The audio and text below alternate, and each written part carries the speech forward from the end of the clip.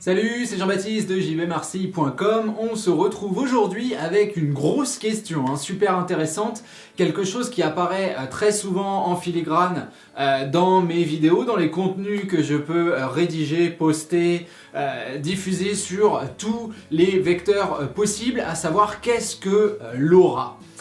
Cette idée d'aura, bien évidemment, vous le savez, participe à votre communication, participe à l'image que vous renvoyez à votre ex. Finalement, ce terme, moi, il m'est venu il y a très longtemps d'une discussion avec un ami qui est un ami médium et qui me disait pouvoir percevoir la couleur des gens. Alors vous imaginez bien, c'est pas noir ou blanc, c'est cette espèce d'énergie qui transparaît de nous et qu'on peut apparemment donc palper. On aurait tous une couleur, on aurait tous une énergie, on aurait tous quelque chose d'extrêmement différent qui est diffusé selon nos valeurs, selon notre ressenti, selon notre parcours psychologique. L'aura, c'est quelque chose que je trouve assez assimilable, surtout dans votre situation. Très clairement, c'est, pour faire court, pour donner une définition factuelle, c'est l'image que vous renvoyez.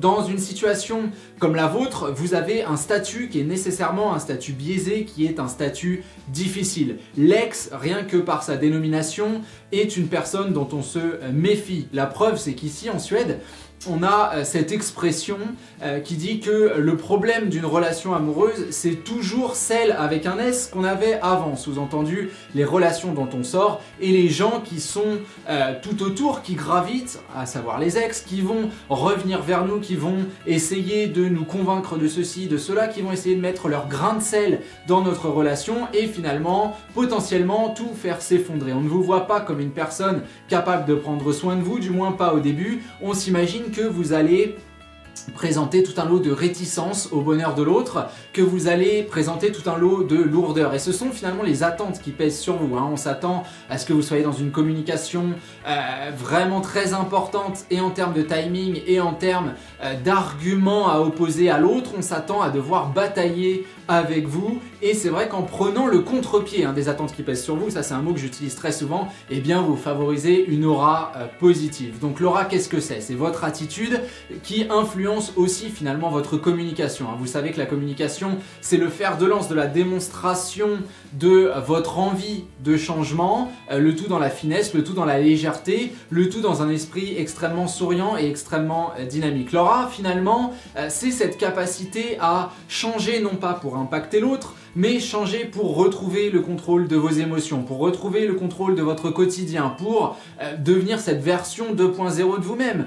Le but n'est pas de commencer le ping-pong parce que votre ex est fan de ping-pong, le but est vraiment de trouver dans votre environnement de nouvelles sources de satisfaction, des choses qui sont un petit peu décollées finalement de l'intérêt de votre ex parce que, comme je viens de le dire, on ne veut pas devenir la poupée Barbie dessinée par les désirs de l'autre, on veut vraiment être cette personne qui s'est dit « je suis face à une montagne, aujourd'hui j'ai deux choix, soit j'en constate la difficulté, l'âpreté, soit j'avance avec le sourire et je me dis que tout au long de ce chemin, de ces péripéties qui m'attendent, il y aura des petites cabanes dans lesquelles je peux me reposer, dans lesquelles je peux retrouver de la force, de l'énergie, de la satisfaction et ces petites cabanes, ce sont les expériences que vous allez faire et qui vont influencer votre aura. L'exemple que je prends toujours, c'est tout simple, c'est le mien, c'est de me dire que quand je suis revenu en Suède, j'ai eu cette envie très rapidement de lancer des entreprises. Juste avant ça, j'étais dans un travail, comme vous le savez, avec une personne handicapée, une personne qui a véritablement changé ma vie parce que j'ai pu relativiser énormément de choses à son contact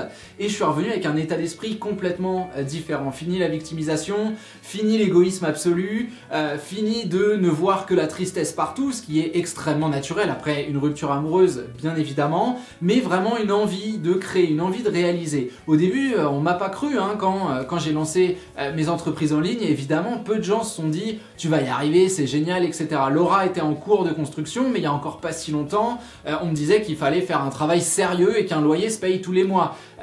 Des choses qu'évidemment, je vous rassure, je suis au courant, mais c'est pour vous montrer à quel point on croyait en mes changements. Et puis finalement, l'aura est extrêmement différente. Et les gens qui peuvent dire ce genre de choses sont aujourd'hui des gens qui vont me dire qu'on est extrêmement fiers du parcours accompli, que c'est incroyable, etc., etc. C'est incroyable pour eux, pas pour moi. L'idée, c'est justement qu'il qu'il y a eu un switch, de focus entre ce que votre environnement, ce que mon environnement pensait de moi, cette espèce d'apitoiement, cette espèce d'empathie. Alors l'empathie peut être positive, mais là on est à la limite de la pitié, et cette capacité à réaliser, parce que plus on va sur le terrain, plus on fait des expériences, plus on réalise, plus on fait de ses propres mains, plus on s'aperçoit que la vache ça fait plaisir, la vache ça fait du bien, et on est capable de, sans l'autre, sans personne d'ailleurs, parce que c'est vraiment ça, cette force elle est en nous. Et l'aura c'est ça, c'est la couleur que vous renvoyez. Demandez-vous quelle est cette couleur que vous renvoyez. Aujourd'hui ce que j'essaye de mettre dans mes vidéos avec des retours plutôt positifs, donc je pense que ça marche, c'est ce véritable dynamisme, c'est cette véritable envie de vous filer la pêche, d'aller de l'avant,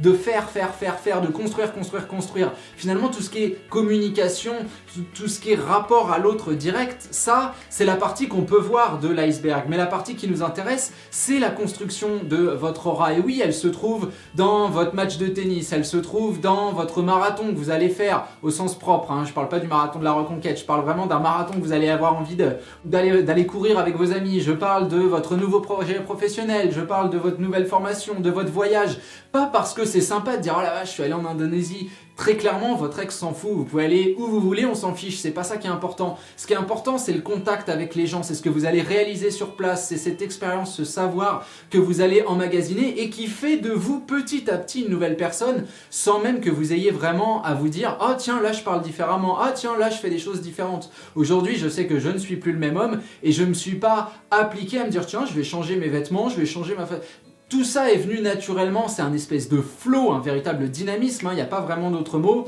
qui définit notre couleur, qui définit qui on est. À mon sens, en revanche, et ça c'est une erreur aussi de croire ça, notre couleur, notre aura n'est pas définie, elle évolue selon notre parcours. Et c'est une volonté, c'est une décision personnelle que d'adopter le sourire et de se dire voilà, moi j'avance face à l'adversité, ça va être très dur, ça m'empêche pas de le faire avec le smile, le faire en me disant de toute façon j'y arriverai pas, de toute façon mon ex est comme ci, mon ex est comme ça, mon ex est fier, mon ex est chiant, mon ex est borné, mon ex est en colère.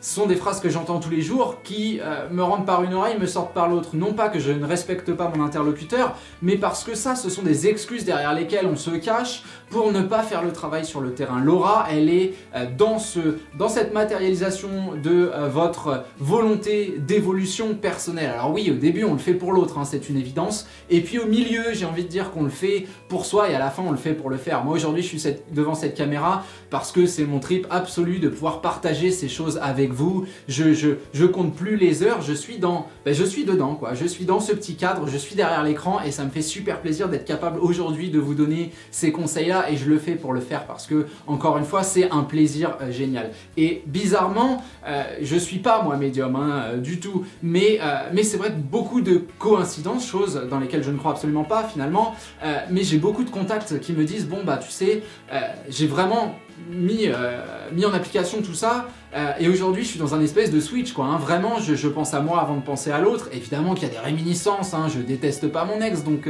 sinon je serais pas en train de parler avec toi. Il y a cette envie d'être avec mais pas de besoin. Et aujourd'hui bizarrement tu vois, ça faisait un moment que j'avais pas contacté ou en tout cas pas mis de pression outre mesure, je fais ma vie.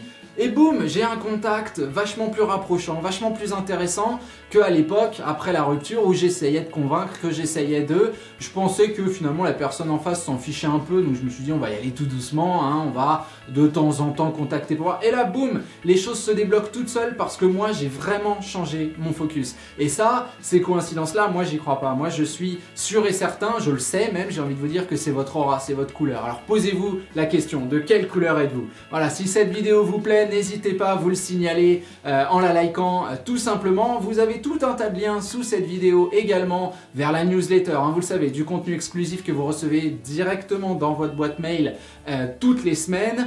Vous avez encore une fois des choses qui peuvent vous intéresser, la formation crise hein, autour de la communication, tous les outils qu'il vous faut pour lancer votre reconquête amoureuse. N'hésitez pas à cliquer dans le défilé et à me rejoindre en ligne pour toujours plus de travail. Voilà, on se retrouve très bientôt pour continuer à mener votre reconquête amoureuse. Salut à vous.